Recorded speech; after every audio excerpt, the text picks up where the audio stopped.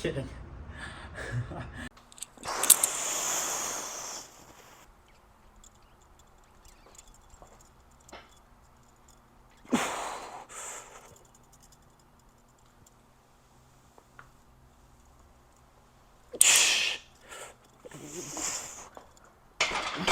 Welcome back to the channel. I'm Big Mike, and this is the road to a 400-pound squat. 150 kilos is loaded on the bar today, and obviously we're not gonna go for 180 today, but we are hoping that in 7 weeks we have built enough strength and revealed that strength on meet day to hit 180 kilos, which roughly translates to 396 pounds. Not quite 400, but I'm not gonna lie to you guys. If I actually have like the confidence and I know I've hit enough of the closer numbers and the percentages in this last peaking phase, then yeah, we'll go for it. We'll go for that 400-pound squat, like actual 400 pounds. But otherwise, 396 is being completely optimistic.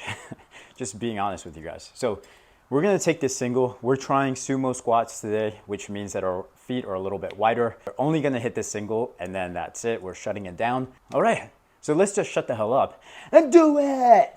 I kept this part in here because I didn't want you guys to not see the difficulty that lies in placing the bar on my rear delts instead of my traps.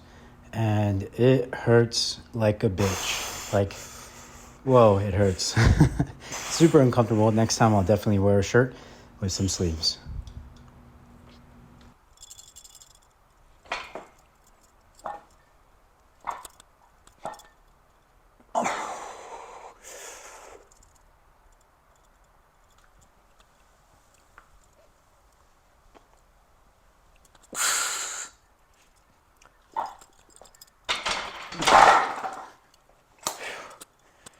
All right, so look, the plan was to hit 150 kilos and then just call it. But that didn't go as planned, and I feel like I know what went wrong, aside from the lack of confidence, getting the bar actually on my rear delts. Man, that hurts like a lot. I think it's because I'm doing it without sleeves, but also, I didn't even think about locking out. I just thought about the up and down, and that's made the biggest difference in my squat and deadlift, the lockout process. So here I'm gonna raise the stakes, but I'm also gonna really think about the lockout process and go through the motions. I know this is kind of a little bit backwards because once you get to this point, or once you should be able to have like this style of technique. So without even thinking about it or going through the cues, you should be able to perform, effortlessly or autonomously.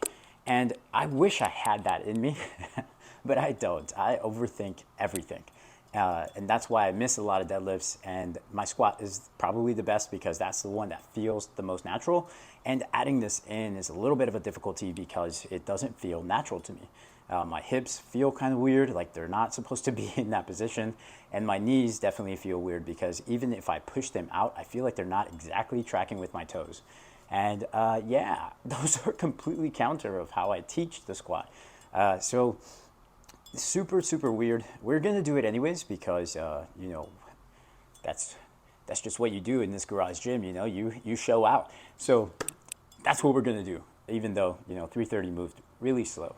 I don't feel like any muscular fatigue. It's just, I don't know, I was more worried about getting up, I guess.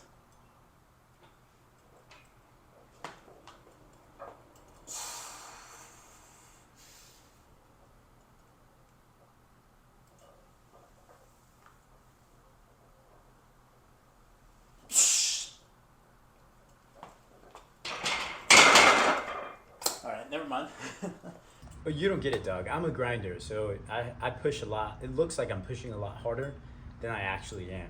That was like definitely an RPE 6, so don't even worry about me getting to 400 because that's, you could take that to the bank. Obviously, I'm kidding. That was a lot harder than I thought it would be. And again, the issue is I can't get it on my rear delts as well as I thought I could, and that's causing like some, I don't want to say wrist instability, it's just my forearm doesn't feel strong enough to hold it in that place. which brings me to my first tactic, I guess. The thing we're gonna add in is heavy isometrics again, because, and we'll, you know, progressively overload there, of course, but on the peaking block, we're gonna add those in to see if we can get enough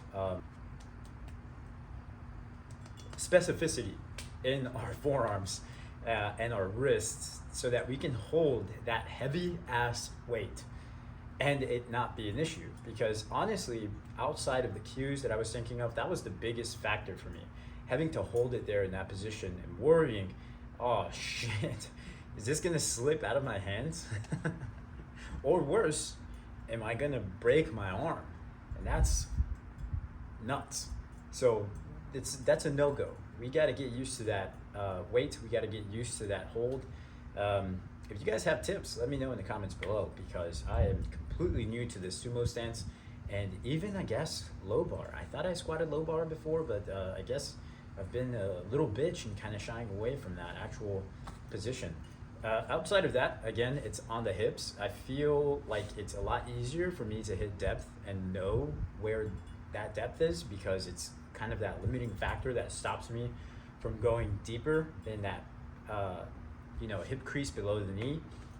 But outside of that, muscularity wise, I don't feel like everything is either on or getting fatigued. Like my quads were like the biggest, like, oh shit, my quads are working during this.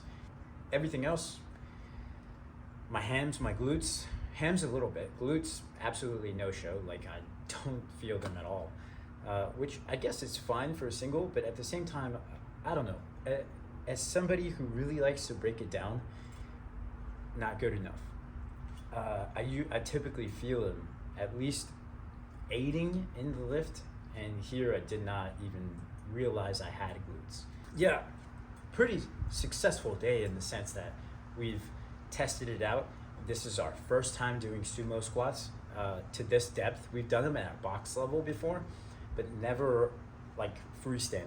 So pretty sweet, pretty cool that I could hit 340. I'm gonna separate it because I want to give myself a little bit of credit, but muscles, it's like a RP6.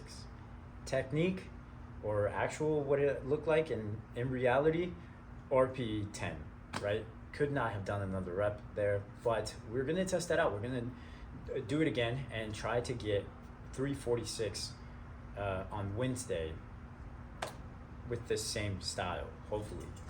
We'll see. You know, there's a lot of factors that go into how this will play out, but that's the game plan, and now you guys know it, so you're right there with me, and hopefully when I come out with that squat day video, you guys will be excited for that, to see how that goes, because this is like the step-by-step stuff, man, the stuff that nobody's really willing to show you guys. Like, you guys are in it, the nitty-gritty, and like, I know there's plenty of tweens and teens that squat 600-700 pounds, but those are freaks of nature. I honestly have never seen anybody like that at my LA Fitness, and that's a commercial gym. We get just about everybody in the world there. And again, if you squat like 315, you are strong. If you bench 225, you are strong. I think a lot of this opinion just comes from like social media, or having highlighted these freaks of nature and like these super strong people, because that's what gets the likes. And shit, I'll even admit most people don't even care about that much, but if they are going to care, they're going to care about bigger numbers than 400 pounds.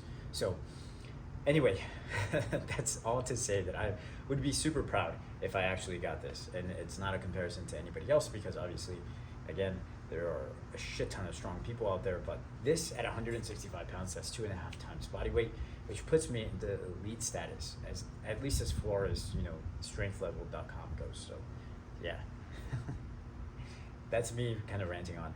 Anyway, that's the end of the video. I'm gonna do the rest of the stuff here in a second, but I didn't want to bog down this video. If you guys will kindly leave the video a like, comment down below what you guys think I should add in, or you know, what I should go for, what it looks like I can actually do.